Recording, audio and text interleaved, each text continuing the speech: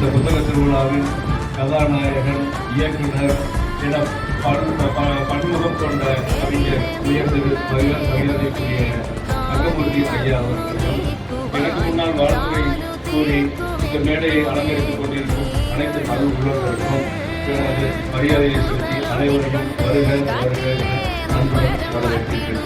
இந்த புத்தக திருவிழாவானது அனைவர் வாழ்விலும் அனைவருடைய எதிர்காலத்திலும் ஒளியை ஏற்றி வைக்கும் என்ற நம்பிக்கையுடன் அனைவரும் இந்த புத்தக திருவிழாவிற்கு வருகை தந்து மேடையில் கூறியது போல 20 ஸ்டால்களில் ஆரம்பித்த புத்தக திருவிழா என்பது 120 ஸ்டால்களை வந்து அடைந்துள்ளது.